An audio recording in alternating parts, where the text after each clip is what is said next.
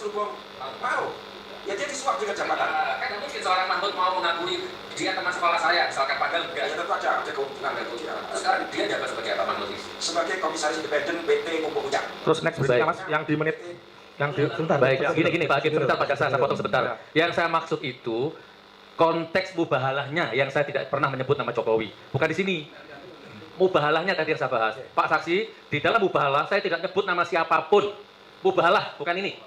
Kalau ini dialog, wawancara ini. Oke. Ini ditanyakan Pak Jaksa tadi, soalnya ditanyakan Pak Jaksa. Nah, dari narasi ini, apa Narasi ditanyakan saudara Pak Jaksa Ali, soalnya nih. saudara Ali sudah mendengarkan tadi. Apa mau ya dia disuap dengan jabatan? Itu konteksnya itu, apakah itu tuduhan atau apa menurut saudara? Undang-undang ITE mengatakan, ya, Pakai ketika Undang-Undang ITE mengatakan ketika ada tindakan ya, kebohongan, penghinaan, pencemaran, materinya sendiri harus diperiksa, dibuktikan. Ya, apakah itu bohong atau tidak? Ya, itu ya baru masuk kepada delik Undang-Undang ITE-nya. Si materinya sendiri, ya, benar nggak bahwa dia disuap, benar nggak bahwa dia bagaimana segala macam, ini harus diverifikasi. Kan harus cukup pembuktian. Undang-Undang ITE. Ya, harus dibuktikan kan? Harus dibuktikan. Benar, saya sependapat dengan Ali. Nah, ini ada omongan kayak gini menurut Ali bahwa itu suatu tuduhan atau tidak? Yang belum dibuktikan kebenarannya terkait bahwa itu loh, mau ya dia disuap dengan jabatan, segala macam itu loh. Itu menurut ahli, karena kan harus diketahui, diverifikasi kebenarannya Ya, dulu. betul. Itu bisa saja disampaikan. Kalau toh nanti tidak terbukti, dia akan mendapatkan resiko hukum.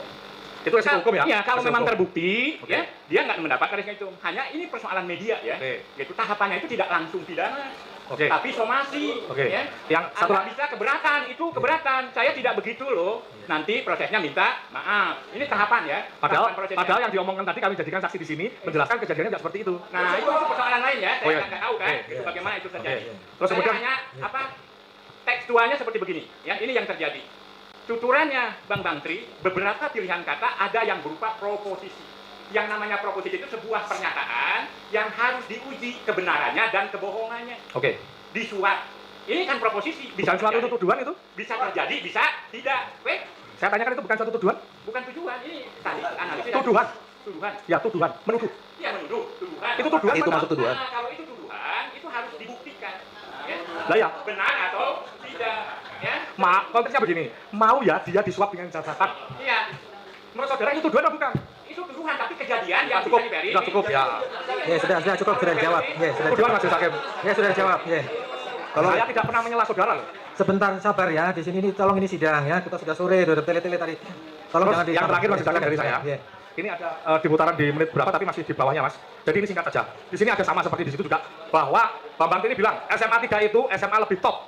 Ya toh upahnya dia berbohong mengakui ijazahnya Jokowi itu sah. Itu dengan promosi itu hadiah. Yang lain saya nggak bisa mengatakan. Nah itu hampir sama. Sementara harus diverifikasi dulu.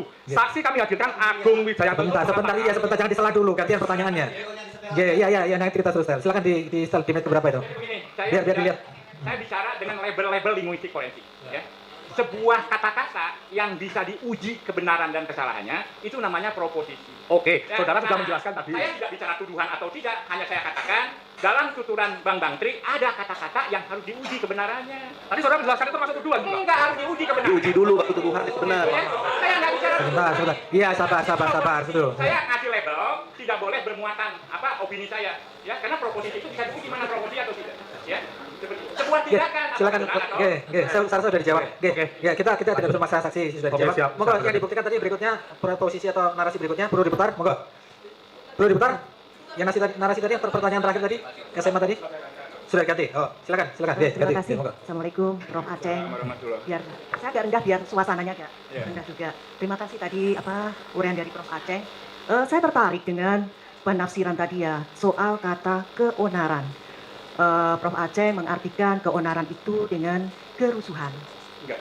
Bukan. Apa kalau gitu saya pengen tanya, keonaran itu apa? Tindakan yang menimbulkan gangguan ketertiban umum. Saya kalau baca di KBBI, keonaran bisa diartikan sebagai kegemparan, Bisa. kerusuhan. Nah, yang ingin saya tanyakan, apa arti kegemparan dalam linguistik? Itu Dari segi itu linguistik, berkaitan apa dengan itu? medan makna ya. Apa Jadi dari itu keonaran kegemparan? itu bisa naik, medan maknanya bisa turun. Kalau turun tuh ribut, Ya, keributan. ya. Kalau dari keonaran agak naik kualitasnya jadi kerusuhan, tapi tidak berbanding lurus ya. Gitu kegemparan bisa jadi lebih tinggi lagi. Makanya sistem membuat kamus itu mencari kata-kata yang satu medan makna yang berdekatan. Jadi ada Kalau beberapa ada ya. yang sinonim, kalau ada gitu ya. Jadi ada beberapa ya bisa Ada beberapa diartikan menuju keonaran sana, itu ya. gitu Tapi tidak ada kegelisahan. Keresahan. Di situ Keresahan tidak. adakah keresahan? Keresahan tapi nggak ada kegelisahan. Resah itu Resah fisik. ya, resah. Iya. Karena ini saya juga mengutip ini dari pendapat dari akademisi dari Fakultas Hukum UI. Dia mengartikan keonaran itu dari bahasa kamus bahasa Belanda karena KUHP kita kan pakai Belanda. Jadi dia mengartikan sebagai onrustverwekken yang artinya mengakibatkan keresahan atau kegelisahan di dalam masyarakat. Ini kalau dari ahli hukum Fakultas Hukum UI dia berpendapat keonaran itu sebagai keresahan atau kegelisahan. Mungkin Bagaimana? rujukannya Ya. berbeda.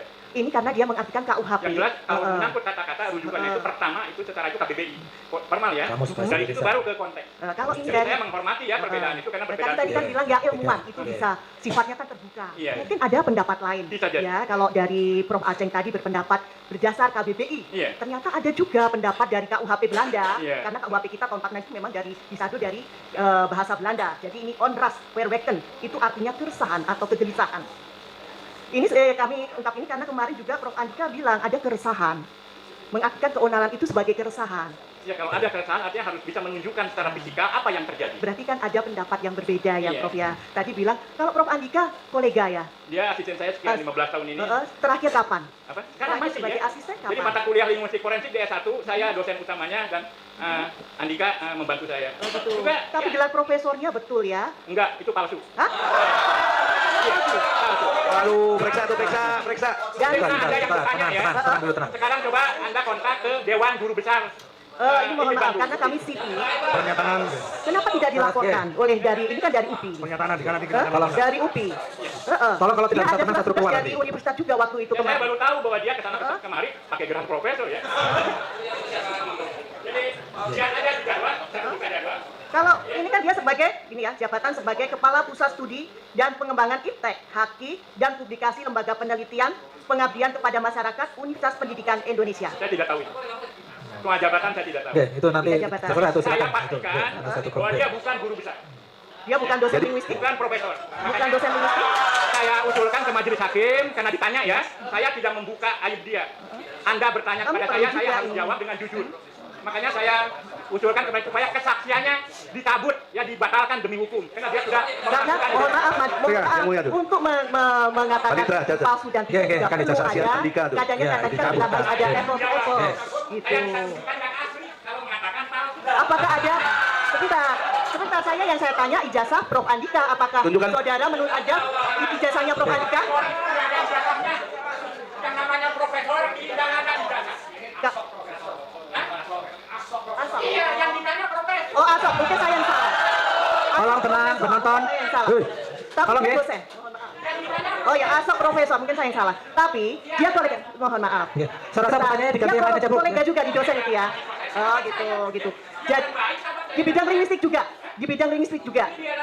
Saya tanyakan ini karena kan ada perbedaan ya. Ada pendapat Prof Aceng kalau keonaran itu diartikan sebagai fisik. Sementara Prof Andika ini dia mengartikan keonaran itu bisa keresahan. Ini juga sejalan dengan pendapat dari ahli Fakultas Hukum UI yang mengartikan keonaran itu dengan keresahan. Jadi ada beberapa memang pendapat gitu ya. Dan dalam dunia akademis itu biasa. Biasa ya. Jadi perbedaan itu biasa ya.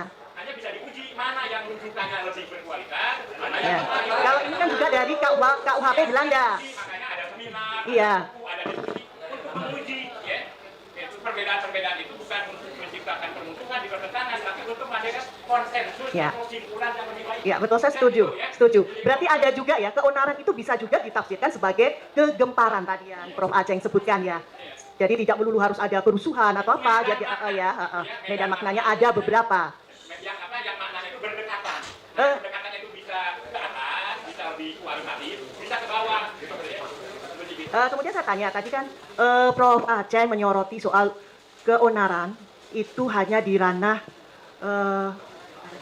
bukan media massa tadi intinya kan seperti itu ya, konvensional. Konvensional. Ya, konvensional. Sementara Prof Aceng juga menerangkan tadi bahwa perkembangan hukum itu perkembangan ilmu pengetahuan itu kan juga termasuk perkembangan bahasa, pemaknaannya juga bisa berkembang, betul ya. Nah, ini saya kaitkan dengan, mohon maaf kalau ini tidak menyangkut ITE atau dulu perkara pencurian itu objeknya hanya benda-benda yang bisa dilihat, bisa diwujud. Tapi perkembangannya ternyata bisa pencurian listrik itu bisa masuk ranah pencurian. Nah, dan ini dari ahli hukum ini saya kaitkan dengan pendapat yang dari Fakultas Hukum UI tadi. Jadi, untuk keresahan tidak melulu dari fisik, tapi juga ke sikap batin atau juga ke media massa.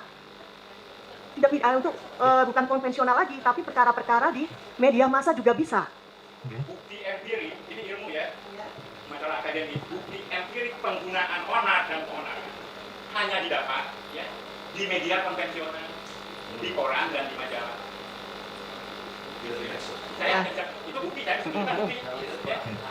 Oke, itu ya. Jadi ini saya bacakan ya, ini pendapat ya Prof ya. Jadi jadinya kita kan saling sharing pendapat ya. Keonaran yang timbul dalam masyarakat tidak hanya dapat ditandai dengan perbuatan masyarakat secara fisik, seperti kekerasan terhadap barang atau orang, dan perbuatan fisik lain, melainkan juga perbuatan masyarakat secara non-fisik, seperti di media sosial. Ini pendapat dari dosen Fakultas Hukum UI. Siapa atas nama siapa? Namanya Ganjar Lasmana Bonaprapta. Yang ditanyakan ke ahli apa yang ditanyakan? Pendapat ahli? Pendapat ahli, jadi kalau tadi Prof. Aceng bilang tidak Berbeda, bisa hanya berarti berbeda. konvensional, Berarti ahli berbeda ternyata ini pendapatnya. juga ada, bisa ke media massa. Jadi ada perbedaan. Izin yang mulia. Berarti berbeda, nggak apa-apa. Izin yang mulia. Oke. Mohon jika itu pendapat ahli agar dalam persidangan ini tidak ada framing, harus dari ahli yang dihadirkan. Bisa jadi apa yang dikonfirmasi Saya ketika ingin dihadirkan mengetahui beda. pendapat dari Prof. Aceh. Karena- Kalau ada pendapat yang berbeda. Karena itu pendapat yang berbeda harus dihadirkan kalau memang ada. Kalau tidak jangan, karena kita fakta persidangan, bukan beropini dan memframing sebuah Bahkan yang kemarin persidangan. ahli kami dari Cukup, ahli agama diskusinya juga cukup, ya, dibandingkan perdebatannya dengan cukup. ahli lain yang tidak hadir Oke. di sini. Oke. Dihadirkan saja yang mulia, kami siap. Kami kemarin yang ahli agama disanggah dengan ahli lain yang tidak ada hadir. Saudara tidak mengklarifikasi itu ya berarti saudara menerima, kami tidak menerima sekarang. Bagaimana pendapat Sudah, ahli? cukup. Prof. Aceh. Saya tanya ke Prof. Saya cukup, Aceh. saya cukup. Oke, intinya gini aja. Ahli tadi tidak sependapat dengan apa yang saudara sampaikan, gitu aja. Oke, ahli tadi kan tidak sependapat berarti, oke? Pak saudara ahli, oke? Saudara ahli tadi tidak sependapat dengan Bu Jaksa tadi mengenai itu, oke? Oke, berbeda boleh, oke? Ahli kan hanya, oke? Pendapatnya ahli pidana tidak disertai dengan bukti empirik. Oke, udah cukup. Oke, seharusnya.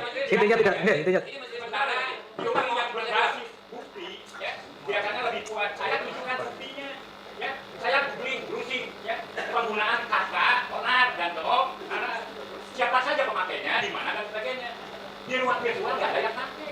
Sementara yang nambah bahasa itu ya itu kan kelaziman konvensi. Gitu ya. Jadi silakan saja berteori, apalagi sudut pandangnya beda. Tidak ahli pidana saya. Beda, oke. Oke, salah cukup, oke? Ya, pasti berbeda pendapat ahli pidana dengan ahli besar. Oke, cukup. Apalagi? Oke, apalagi? Oke. Iya, sudah kita sampaikan. Iya.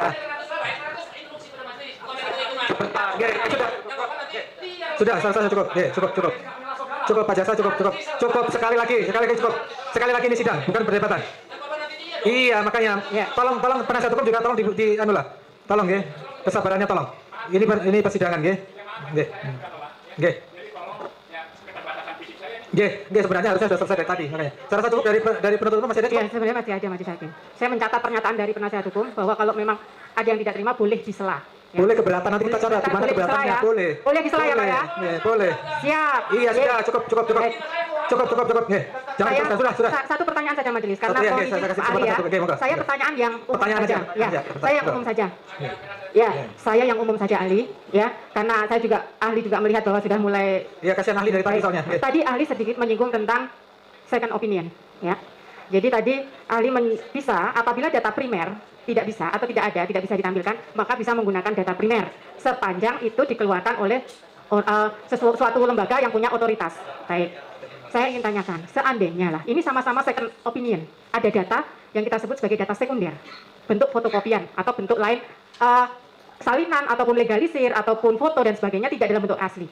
Menurut ahli, kalau itu dikeluarkan oleh suatu lembaga ataupun bentuknya apa yang bukan otoritas, misal ada suatu fotokopian atau suatu foto, suatu data yang diambil dari suatu media sosial, entah Facebook, Instagram lah, Twitter dan sebagainya, dengan hal yang sama, fotokopian data dalam bentuk primer bukan asli, tetapi dari otoritas, misal dari lembaga pendidikan, dari lembaga yang mengeluarkan produk surat itu. Menurut ahli, mana data primer yang lebih valid?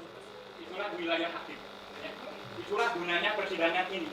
Pakai mic. Jadi diuji ya berbagai macam keterangan ahli karena dari data itu ya otoritas itu tidak sejajar ya bisa berjenjang tingkat kekuatannya bisa berbeda-beda dan Pak Hakim akan memberikan penilaian terhadap berbagai macam itu sejauh mana itu secara SOP kehukuman mana yang lebih kuat dan bukan saya. Karena apa? Ahli Saya tidak. penilaiannya parsial, hanya wilayah teks. Makanya ketika wilayah warna saya gagap. Bukan warna, produk. Apa? Sama-sama hasil fotokopi, tetapi didapat bukan dari lembaga yang mengeluarkan, dengan didapat dari lembaga yang mengeluarkan. Menurut ahli, mana yang lebih punya otoritas? Linguistik forensik tidak menyediakan metodologi untuk itu. Oh, berarti tidak, bukan Karena wilayah- itu bukan wilayah ahli. Yang Kan. memerlukan data-data yang melampaui batas-batas teks, ya. Bukan wilayah Batas ahli. teks, saya bisa memberikan kontribusi seperti sekarang, yang mulia. Tapi itu Tapi ini sebagai di luar wilayah, bahan, ya, bukan ya. dengan bahan-bahan lain. Seperti gitu ya. Intinya di luar wilayah, Saya nanti di luar wilayah ahli. Ya, Bukan ahli kewenangan menyerahkan ke ahli. hakim ya. Bukan ahli. Baik, Ya. baik, majelis Cukup, hakim. ya. Yang mulia, Oke, ini cukup. karena berkaitan dengan materi yang saya sampaikan. Kalau tidak ada yang primer, apakah yang sekunder boleh? Itu dijawab tadi memang boleh. Tapi pertanyaannya, kemana yang primernya? Yang primernya mana? Sekarang saya tanya dengan hormat jaksa, ibu Nanti- jaksa, nanti perdebatan kalian nanti. punya nggak ijazah aslinya Jokowi? Sudah ada perdebatan lagi nanti. Nah, bukan Ya. perdebatan, ini kan alat bukti. Ya, iya itu Ini sudah tugas, itu menjadi tugas penuntut umum nanti untuk membuktikan. Ya. Ya. Iya, memang ya. Ya. Bang, Berarti kenapa pakai yang sekunder? Ahli sudah mengatakan itu menjadi kewenangan hakim. Jadi biarlah hakim yang menilai. Sudah cukup, sudah Oke, ada karena itu perdebatan kewenangan lagi di sini. hakim, Sudah cukup, ya. menjadi aneh kalau hakim menetapkan tidak ada asli kemudian ada asli. Itu yang benar. Itu yang harus kita waspadai, ya. Oleh karena itu, dalam konteks ini nih, saya minta saudara jaksa, Anda tadi nyala-nyalain saksi dari kita. Salah. Itu bukan kewenangan Anda nyebut dia orang salah. Sebentar, salah cukup, salah sini, enggak usah Bukan. diteruskan lagi. Saya minta Oke. dicabut. Kalau enggak, Enggak. katakan Anda salah. Tidak pernah mendaftarkan ijazah asli. Enggak. Saudara sini perdebatan ini saudara saya akhiri ya, saya cukup. Ada pertanyaan dari majelis mungkin sekali terakhir ya. Ya. Kasihan saksi sudah ahli dari tadi sana. Silakan. Terima kasih yang mulia ketua majelis. Saksi masih bisa? Ya, Ya, boleh lah sekali lagi, satu dua lagi. Saya umum aja pertanyaannya. Ya, Iya. Secara umum ya. Jadi dalam tataran linguistik kan berkaitan dengan linguistik forensik. Ya. Jelas. Nah, itu tataran-tataran itu kira-kira linguistiknya apa saja? dari mulai fonologi, ya, tata bunyi, ya, dan tata bunyi juga dibagi dua, ada yang fonetik, ada yang fonemik, ya. Naik ke morfologi, tata kata, bagaimana hubungan antar kata, pembentukan kata, naik ke sintaksis, bagaimana kalimat dibentuk, hubungan antara satu sama lain, naik ke semantik, maknanya, bagaimana naik ke pragmatik, bagaimana penggunaannya, naik ke semiotik, hubungan antara yang dibahasakan dengan tanda-tanda tadi, benda-benda, dan puncaknya adalah analisis wacana kritis, ya. Gitu. Sejauh mana semua tahapan analisis itu sampai kepada sebuah kesimpulan bahwa tutur kata itu, penggunaan bahasa itu berdampak hukum, dicari rujukan pasalnya. Terima kasih. Begitu. Itu yang saya perlukan untuk Ya, ya. majelis hakim. Jadi ada tahapan-tahapannya yang mulia. Tahapan, Ya. ya. Kemudian fungsi untuk mengidentifikasi. Bukti apa? Nah, fungsinya untuk kan identifikasi penutur dan pitutur. Ya. Nah, itu yang sebagai menjadikan berdasarkan apa itu? Untuk mengidentifikasi itu. Jadi ketika ada data bahasa yang potensial berdampak hukum, harus memenuhi 4 sampai 5 unsur. Ada petuturnya. Ada yang berbahasa baik lisan maupun tulis. Harus bisa diidentifikasi, ya. Kalau tidak, melalui data bahasa yang ditinggalkan, kita cari ciri-ciri orangnya. Biasanya dalam kasus kriminal pembunuhan dan sebagainya. Jadi si petutur, si produsen bahasa itu harus dikenali dulu siapa dia. Yang saya maksud berdasarkan apa untuk menentukan pitutur dan pinutur itu? Ya berdasarkan ciri-ciri kebahasaannya. Untuk gaya bicara bisa nggak? Gaya bicaranya, intonasinya. Intonasinya bisa, ya? Ini solok nih, soloknya juga ini ke arah mana itu bisa. Karena ada Jadi- penelitian-penelitian yang memetakan dialek. Dan Ya. gaya bicara itu sendiri kan dinilai daripada si penilai. Iya. Ya. Nah, itu cara untuk biar kriteria itu tidak saling kayak debat itu tadi tentu ada kriterianya. Itu dong. ada aplikasi sekarang itu yang namanya PREP, ya. Jadi aplikasi itu bisa menentukan kemana intonasi arahnya seseorang, tekanannya berapa. Misalkan ketika seseorang mengatakan sesuatu apakah rasional atau emosional. Tekanan di bawah 90 itu cenderung rasional. Di atas 90 cenderung emosional. Untuk menentukan apakah sebuah tuturan bermuatan emosi tinggi atau tidak. Apakah ini mengeluh, berontak, atau nikmat dalam kasus pemerkosaan. Ya. Aduh, ini aduhnya, aduh ketakutan, aduh keenakan. Itu bisa diteliti yang mulia. Kalau aduh keenakan, ini bukan pemerkosaan, juga sama. Juga. Ini linguistik forensik. Jadi akurat sekali, seperti sidik jari yang mulia. Nah, kalau salah dalam persidangan ini, majelis hakim ini bisa nggak melakukan penilaian itu secara linguistik forensik? Ya, ketika datanya ini kan pekerjaan yang harus memerlukan kerja manual dan kerja komputerisasi, ya. Gitu. Itu saya bisa melakukan, itu biasa saya kerjakan. Ya, yang saya tanya majelis hakim itu, Ya. bisa nggak menggunakan kriteria-kriteria itu tadi? Oh bisa, Bisa, ya? sekali, bisa sekali. Kemudian ada indikatornya nggak? Kata-kata yang bisa menimbulkan apa itu tadi yang disebutkan mengenai permusuhan, antar individu atau kelompok, ada indikatornya nggak secara linguistik forensik itu? Ada, itu berdasarkan Tolong hasil dijelaskan ini. Ya, itu berdasarkan hasil penelitian. Ya, apa saja? Jadi ternyata antara negara dengan negara lain ya, tingkat potensi kekuatan kata-kata itu berbeda-beda. Ya. Juga usia, ya, juga jenis kelamin, ya. Jadi faktornya nggak bisa diuniversalkan, yang mulia. Karena kan kajian ilmiah ini harus presisi, ya. Nggak bisa membuat generalisasi berdasarkan sesuatu yang memang beragam. Nah, sehingga caranya kita membuat beberapa kategori. Gitu. Tolong dijelaskan kategorinya itu untuk sebagai mungkin membantu majelis hakim. Kategorinya menurut ahli linguistik forensik. Ya, seperti tadi, datanya berupa keonaran. Nah, ini bisa dicari medan maknanya, mentoknya sampai di mana nih? Ya, yang dekat, paling dekat ke atas kerusuhan.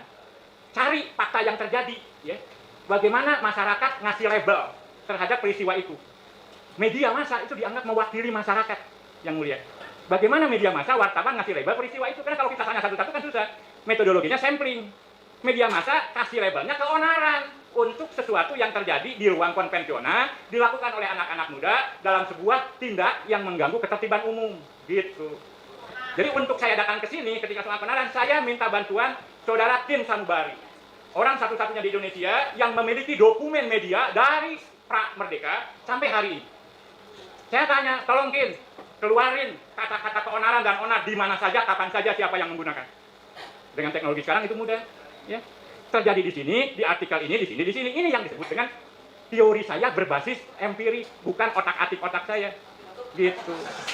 Jadi akurasi itulah yang diperjuangkan oleh linguistik forensik, karena targetnya linguistik forensik tidak bisa, mudah-mudahan, semoga, barangkali tidak bisa, karena menyangkut nasib orang. Saya harus memastikan, ya, ini menodai agama atau tidak. Saya tegas ini tidak menodai.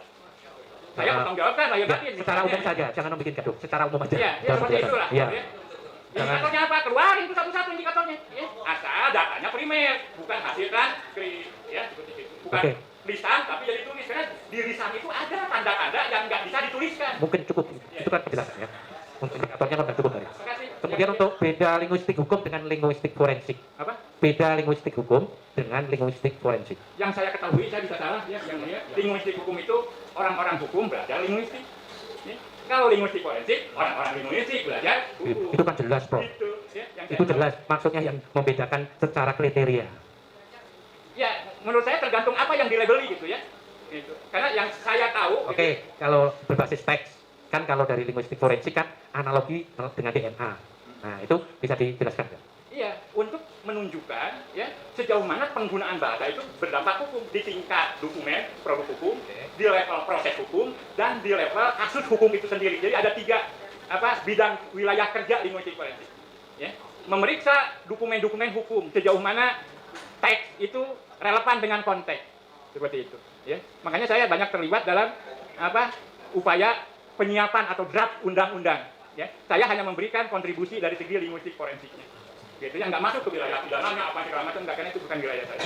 Begitu majelis hakim. Oke. Sekarang satu lagi terakhir, hanya pendapat secara linguistik forensik aja. Negara Indonesia kan negara berdasarkan hukum ya. Ya. Kalau secara linguistik forensik, kan hukum itu kan untuk mengatur ketertiban masyarakat. Nah, seperti adanya permasalahan ini, kalau negara berdasarkan hukum secara linguistik forensik itu, teksnya kira-kira bisa ditunjukkan harus bagaimana? Teks yang berlaku di negara ini. Cukup, terima kasih. Iya. Ya, terima kasih, saya pikir cukup ya. Karena ini keterangan ahli, saya pikir tidak perlu mendapatkan tanggapan dari, karena tadi sudah ditanggapi oleh terdakwa. Cukup ya, saya rasa keterangan ahli, saya rasa cukup. Silakan ditanggapi masing-masing, maupun penasihat hukum.